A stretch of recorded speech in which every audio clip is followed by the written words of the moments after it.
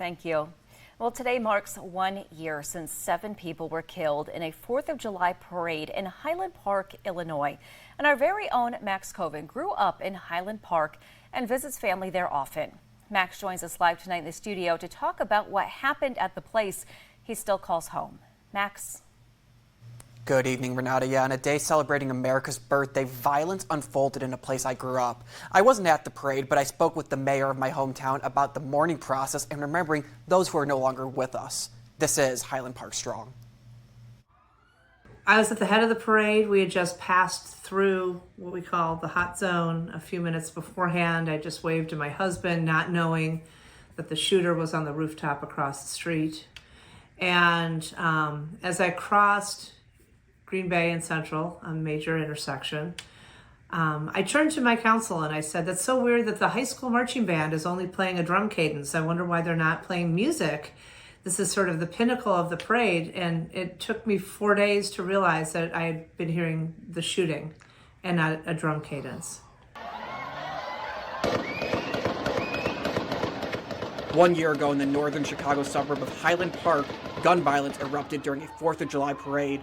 The suspect, then 21-year-old Robert Cremo III, is accused of unloading his semi-automatic rifle into a crowd from the rooftop of a local store. I received simultaneous calls, and also one of my council members had received a call from his partner and said someone's been shot. It became very clear that the emergency operating system had been activated and we needed to evacuate the parade route.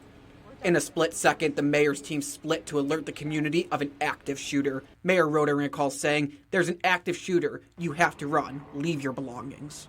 Somebody who never should have had a gun discharged 83 rounds into unsuspecting parade goers in Highland Park, killing 7 and wounding 48 and traumatizing thousands. It was horrific. We are frankly still in shock, still mourning the loss of those 7 lives and working through, for so many people, change in their lives because of horrific injuries that they received from this weapon. In a matter of minutes, more than 50 people were shot and 7 lost their lives. So 14 minutes in, that all changed, and now we're insanely coming up on 1 year. It's going to be a Memorial Day. What's happening in Highland Park to remember that tragic day? To honor and mourn the victims of the tragedy, the city of Highland Park held a memorial service to mark the anniversary of the shooting. We'll have a moment of silence at 10:14. And then at 11 o'clock, when that's over, we as a community are going to reclaim the parade route. But one thing absent from the day will be the annual parade. It's been a place of fear, a place of horror, a place that they avoid, and my feeling was we need to reclaim that parade route. So we as a community will be walking from City Hall all the way down the route to Sunset Park.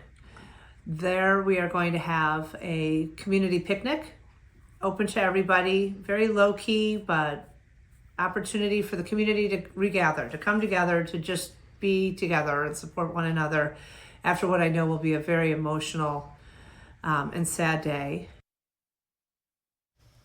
Earlier today, as said, the city of Highland Park did gather to honor those 7 lives lost. Mayor Nancy Rotering said the city is planning a drone show instead of fireworks tonight, and this will help to, quote, avoid familiar sounds of fireworks. Renata? Max, thank you for sharing that story with us.